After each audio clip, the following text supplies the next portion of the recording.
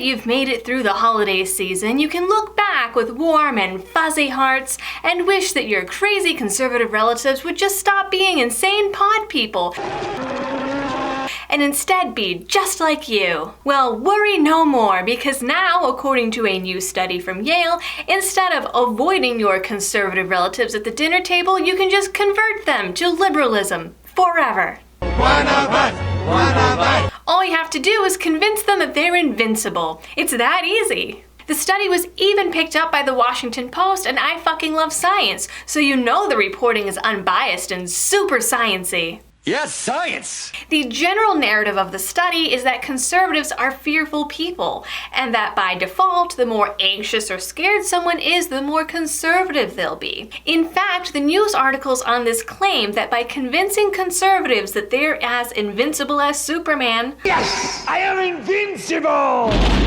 researchers can change conservatives into liberals, even though I'm pretty sure conversion therapy is supposed to be wrong and is generally frowned upon in mental health circles. So let's take a look at the Washington Post report. At Yale, we conducted an experiment to turn conservatives into liberals. The results say a lot about our political divisions. The article is written by researcher John Barge and says that fear isn't the only factor in political beliefs, but throws that to the wind with examples of 3 studies that supposedly prove that people are only conservative because of how scared they are, without actually linking any of the 3 studies. And that is a big science no-no. Plus, there's that whole correlation doesn't equal causation thing.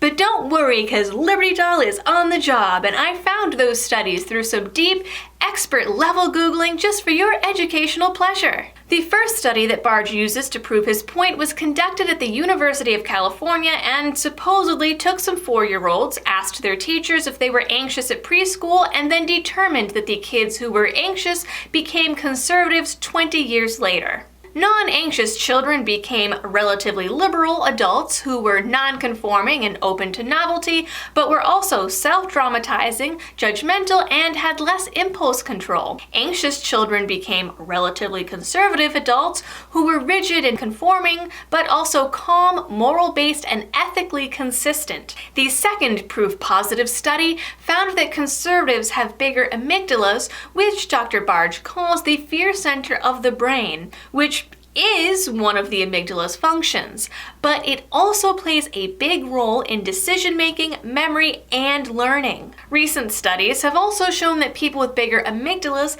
have broader and more complex social networks, have higher emotional intelligence, and are better at reading social cues. But this article is about fear and proving that conservatives are scaredy cats, so the other purposes of the amygdala are deemed irrelevant. Dr. Barge also tells readers that if you threaten liberals, they'll become conservative. But in liberals, the effect is only temporary. Nowhere in the article does he give the same disclaimer about conservatives, and even suggests that the conservatives can be swayed permanently. So you can read into that however you like, considering that Yale has built up a reputation for being anti-conservative over the years.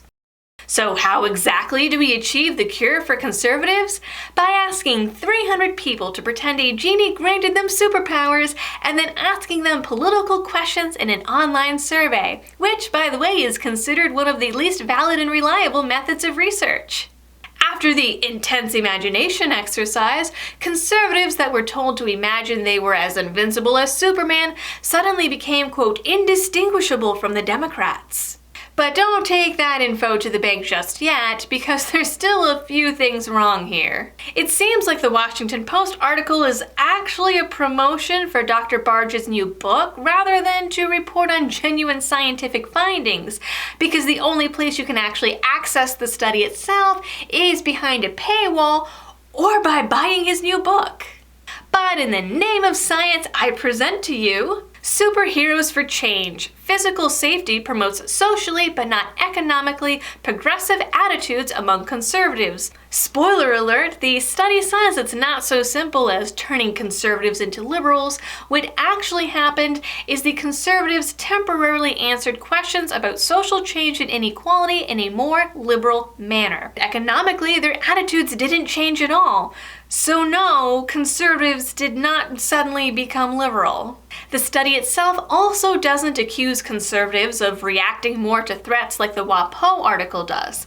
Instead, it explains that conservatives are actually better at perceiving threats, which holds very different connotations. In his book, but of course not in the post, Barge notes that threat perception is actually one of the biggest and most important lessons of human evolution. The methodology itself is also a little questionable in that the 300 participants were actually divided into two separate studies. So only about 150 people participated in each study, meaning only 75 people were assigned to each group. The sample was also overwhelmingly female, white, young, and liberal, and they were all found on the internet. Only a third of the sample identified as conservative to begin with, so only 45 conservatives participated in each study. If we assume they were randomized pretty evenly between the control and experimental groups, then that means each study is basing its findings on approximately 22 people who were likely young, white, and female. Meaning we can really only apply the results to young white females, and 22 young white females is hardly a big or broad enough sample size to definitively say science has found a way to cure conservatives. In both studies, conservatives still answered like conservatives, just to a lesser degree, and still all said they were voting Republican. As for the superpower aspect, this is a method called priming. Several studies have questioned the reliability of priming and have even debunked Barge's previous studies by showing that participants were actually reacting to subtle hints about what the researchers were looking for or hoping to find, rather than the priming itself. This is pretty common and is why medical studies are usually carried out as double blinds. And as I said before, online self-report surveys, or really any surveys for that matter, are considered some of the least valid and reliable scientific tools just because of all the possible confounding variables.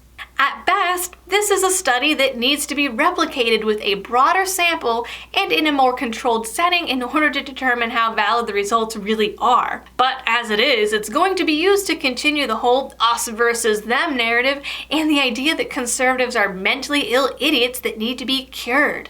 Unfortunately, from the comments that I read online, it looks like most people are already going that route and cheering that there's finally a cure. And to think, this whole time, the answer for world peace was playing Superman. That is your Liberty-related news of the week. Please don't forget to like, share, and subscribe. And if you really like my videos and want to help support my channel, you can do so over on Patreon or through a one-time donation with PayPal or Bitcoin. Until next time, thanks for watching and helping me to spread the message of liberty.